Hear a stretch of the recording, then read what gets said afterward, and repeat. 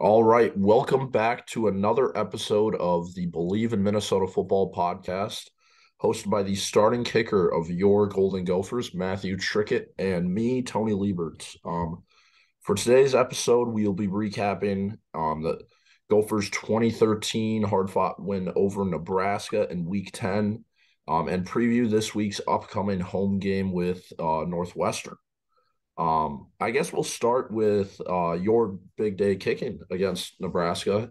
You hit uh, two big field goals, 47 and 49 yards. You're now 10 of 11 on the year for field goals and perfect on extra points. So I guess what's working for you? It seems like everything's going right for you at this point. Yeah. And a lot of credit to the O line and their blocking for all of those. They've done a really good job, and Brady and Crawford, having such great execution that it makes my job a lot easier. So, the guys around me really helped me out and put me in the best position. And then, other than that, me just going out there doing my job, knowing that all the points in the game are going to matter. So I actually went to this week's game against Nebraska, and where would you rank this again? I guess in atmospheres that you played in, because it definitely is one of the I think cooler college football stadiums. And they obviously sell out every week. But when Nebraska hasn't made a bowl game since 2016, it's obviously a different atmosphere. So, kind of, how was your opinion playing in Memorial Stadium? Yeah, it definitely was a cool stadium, having the seats all the way around, and they filled it up just like Yeah. advertised. So um, it was cool to see that and everything. Obviously, I feel like the crowd was really going with the momentum, and when we started to come back in the third, they kind of died off, but they were a lot more into the game than I thought they would be for a 3-5 team at the time. But no, it was a great atmosphere. Yeah, I was thinking the same thing. I think it's interesting how Nebraska hasn't made a bowl game since 2016, because that, in my opinion, is one of the best places to play a football game in the Big Ten. And they obviously have one of the most diehard fan bases. They could be 1-8, and I think they'd still sell out. So, Mhm. I also it's one of the like cooler, I think, like structurally built stadiums too. It's very like different than I think an average stadium, and I just was kind of impressed with the whole atmosphere. Lincoln's an interesting city, but the football stadium's definitely super cool. Yeah, 100%. When we were driving in from the airport, you can see the stadium, and it kind of just looks like a castle as Yeah. you're driving on the highway. So yeah, it has a really cool structure and everything. Like the inside of it, the locker room, we were had to make a couple turns just to get outside to where we had to warm up. Like it was pretty intricate. It was cool. Yeah, I thought the same thing. So obviously another big storyline from the game was Tanner leaving at halftime with what seemed to be a head injury, and Athan coming in and playing at a very high level, leading an impressive comeback. Um, I guess from your guys' point of view as a team, situation like that when you come out of the locker room with a new quarterback, kind of how did that all happen? Did uh, Coach Fleck announce the team that you guys are rolling with Athan, or kind of how did everyone on the team figure that out? Um, yeah, I'm not really sure since us specialists, we go in the locker room for quick snack, get our legs back a little bit, and then we're right back out there, getting more reps in just before this second half starts. So we leave a lot earlier than everyone else. So Yeah. I'm not sure, if something was said in the locker room or whatever it was, but yeah, we just came out there with Athan the second half, and I think a lot of his confidence and how poised he was came from the Illinois game, being able to come in there and figure it out a little bit, and then starting the Penn State game. So he's getting some reps under his belt, which is great. And it was, I think, much needed for this game. Yeah. Obviously there's a lot of people talking about who should start the rest of the year. Obviously we don't know Tanner's health necessarily for the rest of the year, but we kind of mentioned it how much everyone in the locker room trusts Athan, and almost he's just like a QB1A to Tanner. Um, how did that, I guess, kind of work for this game too? Because obviously down, getting shut out at halftime, and then you bring in a redshirt freshman QB that only has one start. Kind of, I guess, how was the feel on the sideline when he started rolling, I guess? Um, for me, it wasn't, just Athan out there doing it all. It was everybody. And once you get, your key players making big plays, you start to feed off that energy and Yeah. you start to see their leadership take over on the field as well. So, started the second half, I believe. I think we went down and kicked the field goal. Yeah. But, points on the very first drive is really important. And then defense comes out, 3 and out, 3 and out. Like, everyone started stepping up, and it doesn't matter in November what your record is in the Big Ten. Everybody is in the Big Ten for a reason. They're all really good teams. So I think the message at halftime was really just, you got to go out there and play. Like, this is Big Ten football. This is what it's about. Everyone's going to be good. Game plans are going to be good on both sides.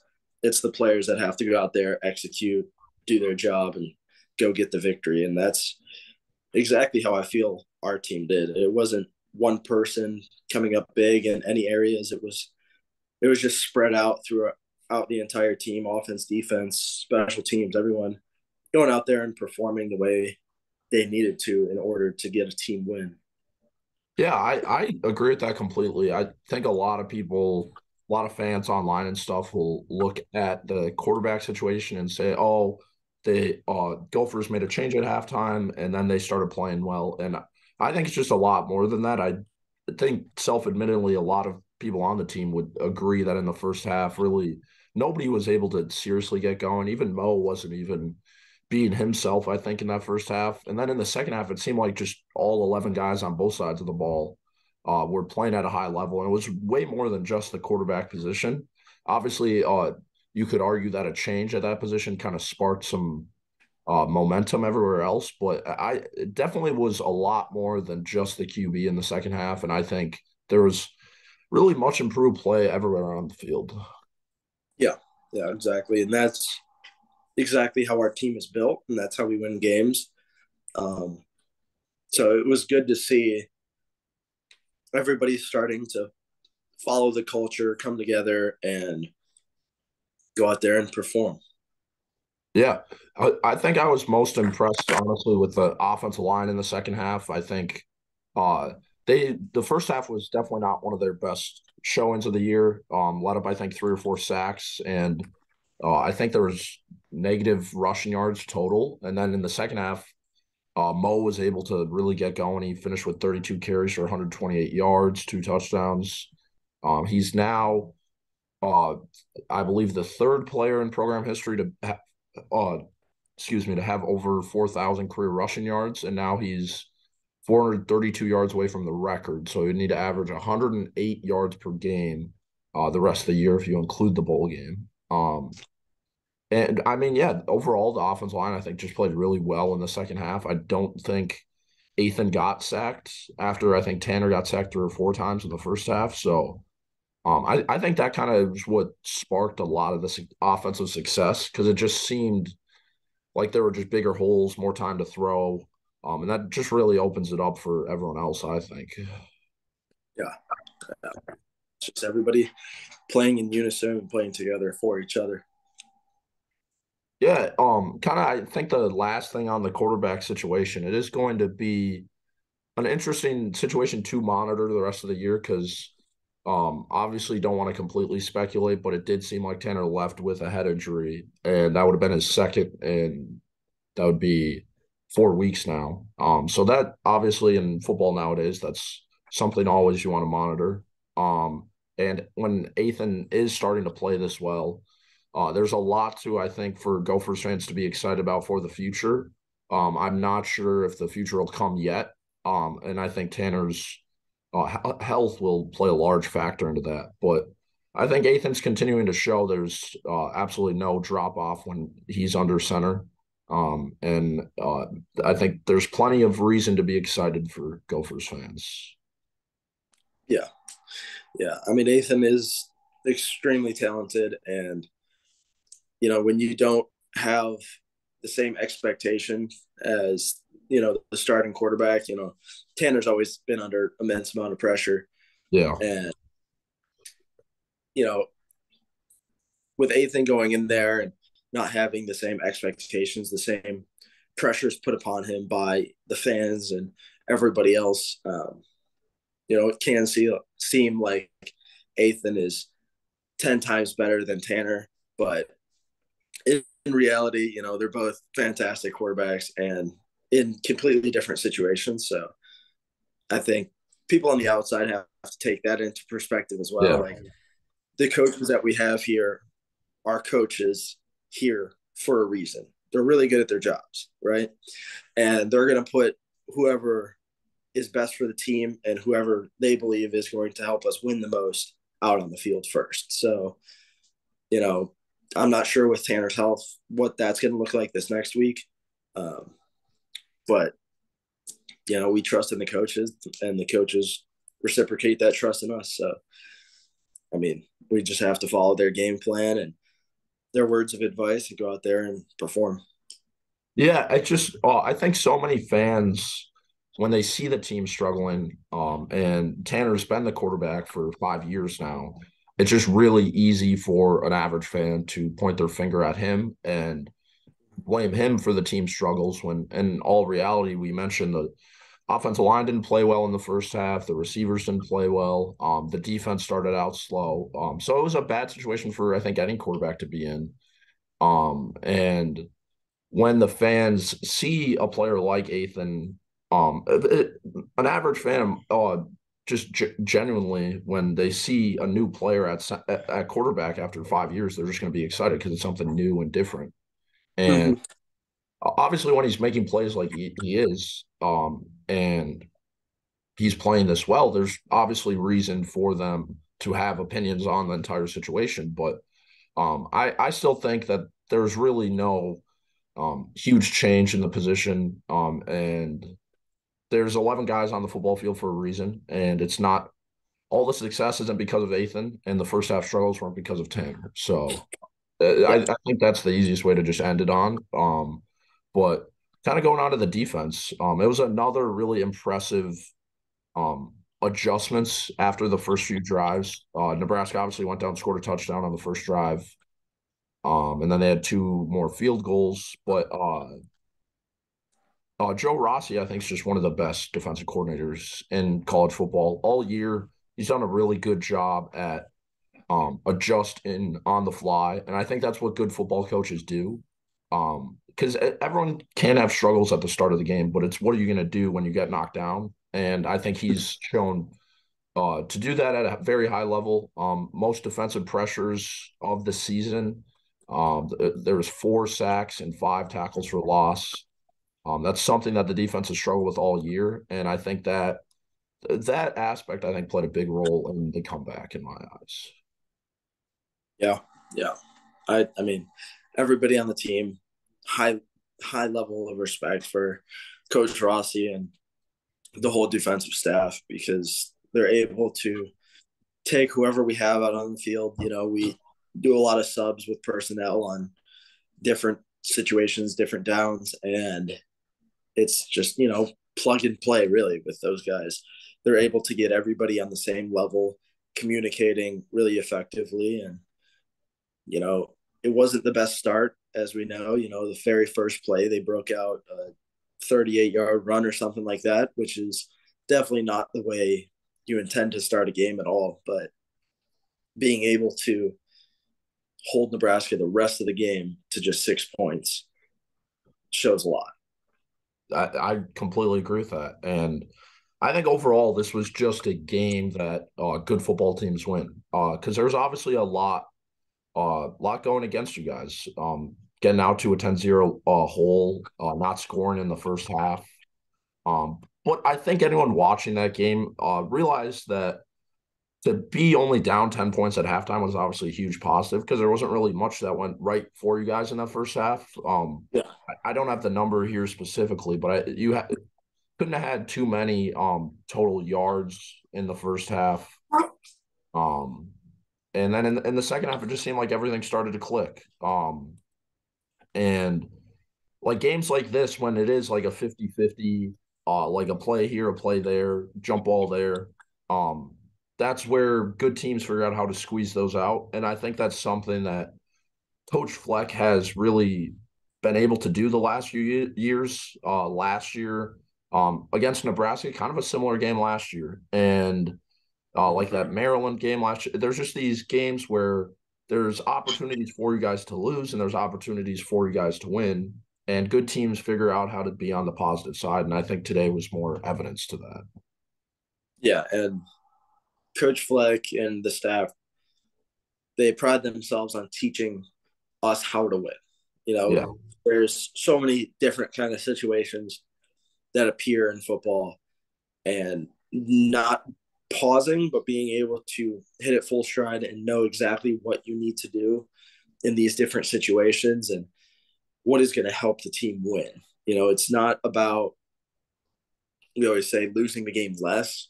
It's about going out there and winning the game. And that was a game that we couldn't lose less. We had to out there and win. And that's exactly what happened. We were able to, you know, convert when we needed to convert, score points when we needed, hold them to, I think it was like three and outs in the second half right off the start, something like that, Yeah. where you start setting panic into the other team's head. And um, I'm not sure why Nebraska started throwing in their different quarterbacks or whatnot, but it's something that we take pride in knowing how to win. So that's something that I think is really important, because in games like that, it's not always about, uh, who's going to make the play here.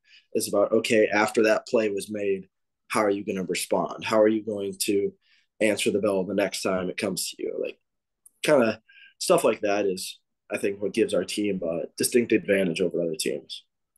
Yeah. I mean, I completely agree with that. And I think that was just evidence of that in this week's game. Kind of, I guess, looking at the bigger picture now, two straight wins, pretty big after it was obviously a low point in the season after the Penn State game with three straight losses. 6-3 on the year now, bowl eligible. Um, Technically, after Illinois lost to Michigan State last week, you guys are still alive to win the Big Ten West. The Purdue Illinois game this week will go a long way in determining, I think, your guys' chances. But I think the biggest picture, I think, from this game is that there's just still a lot to play for this season because I think if you ask any fans or even any players, you guys obviously have the goals to win the Big Ten, win the Big Ten West preseason. But there's still two rivalry games on the table with Iowa and Wisconsin. You got Northwestern this week. A 9-3 record still on the table, and I think that's something a lot of people would be happy with preseason. You guys obviously have more lofty goals than that, but um, I think the last 2 weeks have shown that this is a good football team because, kind of like what I mentioned, these are games that good football teams win. And I think against Purdue, Illinois, and Penn State, those were just you played good football teams, and sometimes that just happens. You just run into a team that played better that week, and I think now as the season grows older, I think the cream's rising to the top, and it's showing that you guys are still an upper half team in the Big Ten. Yeah, yeah, and you know, we had those goals of winning the Big Ten West at the beginning of the year, and that's kind of in everybody's minds heading into Big Ten play, and we got to focus on this, focus on that. But that rough October stretch where we had control and then all of a sudden we lost control of our own destiny. That's tough to respond to, but I think it helps focus on the importance of one game at a time now. So, like you said, we still have the two rivalry games left, and then another dangerous football team in Northwestern, as we just saw this past weekend, taking on Ohio State. So we still have a shot. There's that chance. It may not be great, but anything can happen in college football. Nobody would have predicted Alabama loses 2 games this season, but there they are. So not everything always goes according to plan or how you want it to go, but you can only handle what's in front of you. And I think that's been really key for us these past 2 weeks, is just focusing on what's directly ahead of us, taking one step at a time. And this week, it's just going to be focusing on Northwestern, how they play, how they intend to win, and being able to shut that down. Yeah, I mean, kind of, I guess, rolling into the rest of the Big Ten, it was just kind of one of those weeks in college football. Michigan ended up blowing out Rutgers, but they were trailing at the half, and they won 52-17. Illinois, the best team in the Big Ten West, loses to the worst team in the Big Ten East with Michigan State.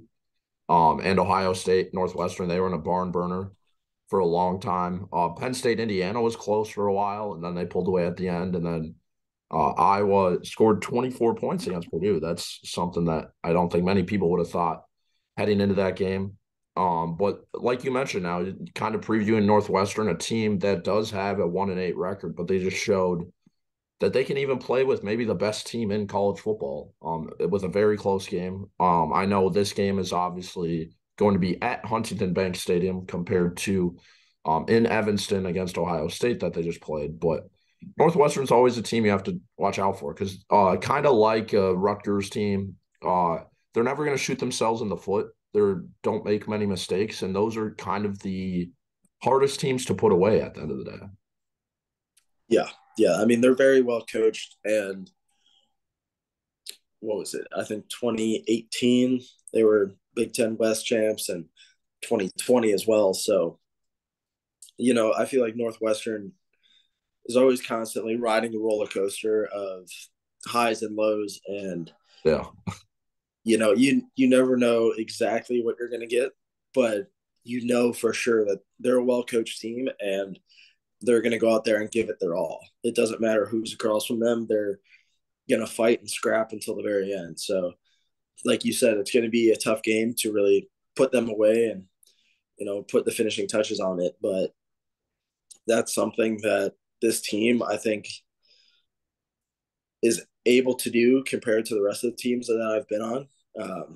Late in the fourth quarter, we're able to finish the game when we're ahead. So I think we have the capability of definitely putting them away, but it is not going to be a typical, 1-8 team. It's going to be a team fighting for everything that they have, even though in most people's minds, their season is long, long gone. Yeah, I mean, I completely agree with that. I think that's really just Northwestern football in a nutshell, virtually. But before we get out of here, I want to tell, I think, a story about my travel back from Nebraska. So me and my roommate, we got an opportunity to get like free flight and free tickets to the game with kind of like some like alumni and parents traveling to the game on like a charter flight. And so we got to the game and everything, and it worked out smoothly. But then when we came back, we were supposed to leave at